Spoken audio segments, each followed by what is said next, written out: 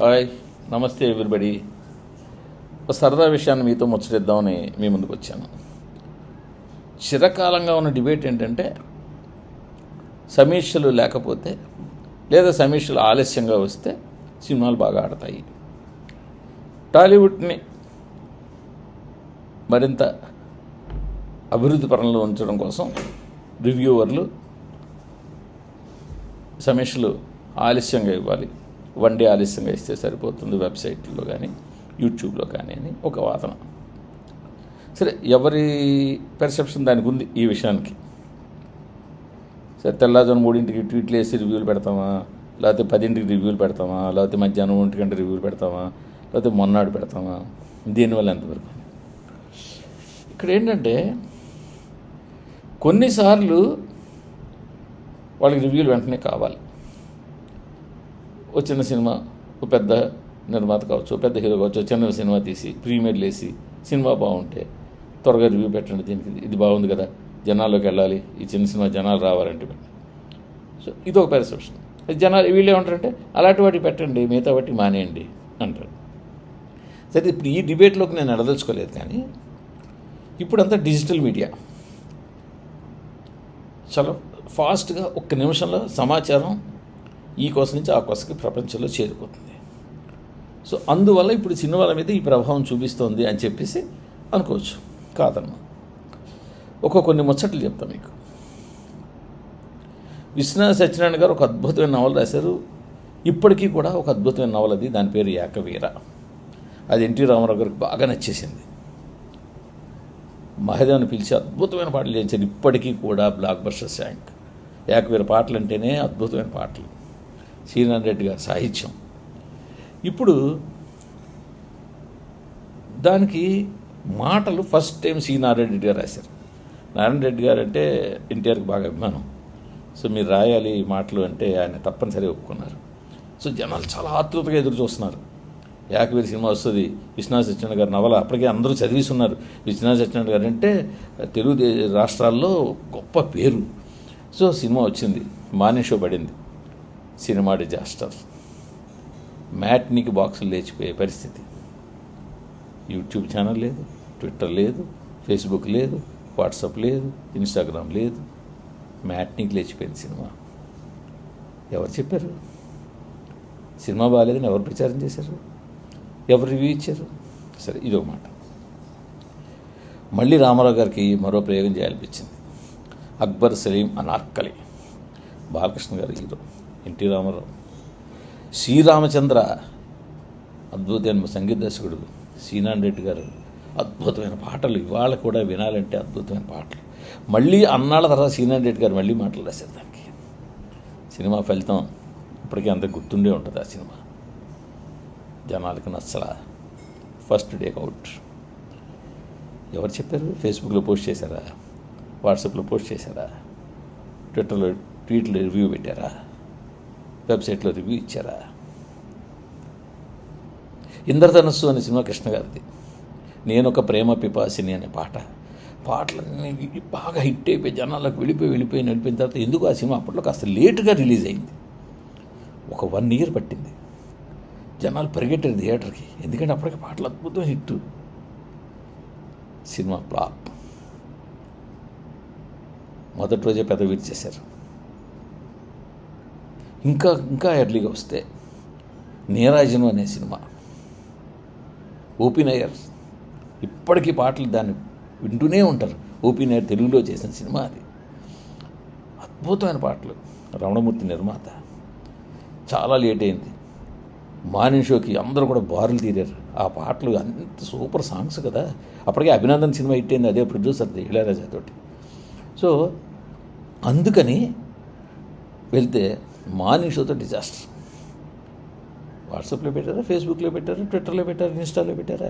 లేదు కదా. సో నేను చెప్పేది ఏంటంటే, సినిమా బాగుంటే ఏ మాధ్యమంతో సంబంధం లేదు, అద్భుతమైన విజయం సాధిస్తుంది. సంక్రాంతికి వస్తున్నాం అనే సినిమా అద్భుతమైన విజయం సాధిస్తుంది ఎవ్వరు అనుకోవాలా, ఇంక్లూడింగ్ డైరెక్టర్ అనిల్ రావిపూడితో సహా. సరే, బాగుంటుంది, మంచి సినిమా అవుతుందని ఆయన తీసిన సినిమా ఆయన నమ్మాడు. మంచి సినిమా అవుతుందని దిల్ రాజు గారు నమ్మారు. సరే, మంచి కుటుంబ కథా చిత్రం అవుతుందని అందుకున్నారు. అంత బ్లాక్ బస్టర్ అవుతుందని అనుకోలే, అయింది కదా.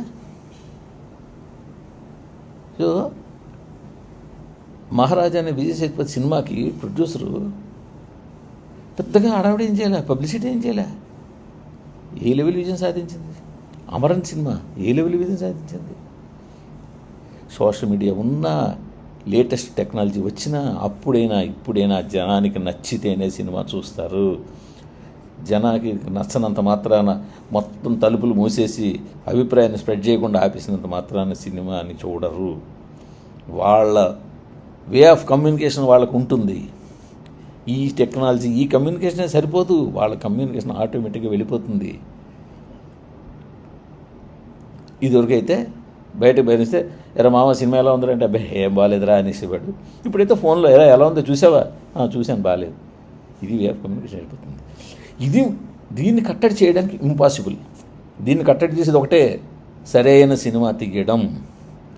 ఇది మానేసి మీరు రివ్యూలు చెప్పకండి, మీరు రివ్యూలు రాయకండి, మీ సోషల్ మీడియాలో పెట్టకండి, మా సినిమాని పట్టించుకోవద్దు, మా సినిమాని ఏమీ చేయొద్దు. ఆడేస్తున్న సినిమా అజ్ఞాతవాసి ఆయనే తీశారు, తర్వాత అలవైకుంఠపురంలో వాళ్ళే తీశారు. రెండింటికి సమానంగా పబ్లిసిటీ చేశారు, రెండింటికి రివ్యూలు వచ్చాయి. జనాలకి ఏది నచ్చింది, ఏది నచ్చలేదు. త్రివిక్రమ్ నెత్తిన పెట్టుకున్న వాళ్ళే కొన్ని సినిమాలు నచ్చకపోవచ్చు. ఇక్కడ ఫలితం అనేది కేవలం ప్రోపగండాతో పోదు, కొంతవరకు ట్రాలింగ్ ఉంటుంది, నీకు కాదనట్లేదు. ఎప్పుడైతే ప్రతి హీరోకి, ప్రతి డైరెక్టర్కి, ప్రతి ప్రొడ్యూసర్కి వాళ్ళ లెవెల్ని బట్టి వాళ్ళ ట్రాలింగ్ ఉంటుంది, తప్పదు. అదెందుకంటే ఇంకా లోకం అలా అయిపోయింది కాబట్టి. ఒకప్పుడు కూడా ఈ ట్రాలింగ్ ఉండేది, వేరే రీతిలో ఉండేది. థియేటర్ల బయట గోడ మీద కూర్చొని కొట్టుకునేవాళ్ళు, థియేటర్ల బయట గోడ మీద కూర్చొని కొట్టుకోవడము, వీధుల్లో కొట్టుకోవడము, ఇట్లాంటి ఉండేవి ఆ రోజులు. ఇప్పుడు ట్విట్టర్లో కొట్టుకుంటున్నారు. ఫ్యాన్స్ గొడవల్లో దాదాపు 3-4 చనిపోయారు. ఒక 17-18 ఏళ్ళ కుర్రాడు కత్తి చూపు పొడిచేస్తే అనకాపల్లి ఆ రోజుల్లో పెద్ద సెన్సేషన్ కేసు. అప్పట్లో రాత్రి ఫ్యాన్స్ అన్న ప్రతి వాడిని తీసుకెళ్ళి లోపడేశారు. అప్పుడే ట్విట్టర్ లేదు, ఇన్స్టాగ్రామ్ లేదు, అందుకని రోడ్డు మీకు వచ్చి కొట్టుకున్నారు. ఇప్పుడే నయం బెటర్ ఇంకా, ఎందుకంటే ఇప్పుడు ఎవడో ఫేస్ తెలియపోయినా ట్విట్టర్లో కొట్టుకుంటున్నారు, వెళ్ళి ఫేస్ టు ఫేస్ కొట్టుకోవట్లేదు. అదే నేను చెప్పేది ఏంటంటే, రివ్యూలు, ఒపీనియన్లు స్ప్రెడ్ అవ్వకుండా ఆపడం వల్ల సినిమాలు ఆడుతాయి అనుకోవడం పెద్ద భ్రమ. సినిమా బాగుంటే ఈ సోకాల్డ్ రివ్యూవర్లు, సమీక్షకులు అందరూ థియేటర్ అడ్డుగా గోడ కట్టినట్టు నించున్నా సరే జనం వాళ్ళ మీద నుంచి గెంతి వెళ్ళి సినిమా చూస్తారు.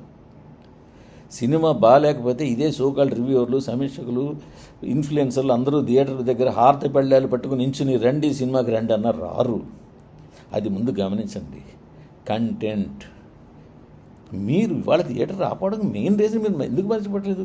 3 వారాలు 4 వారాలకు ఓటీటీలో సినిమా ఇస్తాము అని చెప్పి మీరు అలవాటు చేసేశారు. సినిమా టైటిల్ కార్డు వాడుతూనే అమెజాన్, నెట్ఫ్లిక్స్ లోగో వేయడం మీరే అలవాటు చేశారు. సినిమాలకి వాళ్ళు నెట్ఫ్లిక్స్ వాళ్ళు, ఓటీటీ వాళ్ళు ఒక్కొక్క దానికి ఏడాదికి సబ్స్క్రిప్షన్ పెంచుకుంటూ వెళ్తున్నారంటే వాళ్ళకి ఎంత ధైర్యం ఉండాలి? సబ్స్క్రైబర్ జారిపోడు అన్న భయం లేదు కదా, పెంచుకుంటూ వెళ్తున్నారు. పెంచుకుంటూ వెళ్తా అంటే జనం ఇక్కడ ఉంటున్నారు కాబట్టి ఎలాగే కట్టాం, నెలకు 300 నెట్ఫ్లిక్స్ కట్టాం, ఆ 300 వాడుకోవాలంటే కనీసం 2 సినిమాలు చూడాలి. పెద్ద సినిమా చూద్దాం, చిన్న సినిమా పక్కన పెడదాం.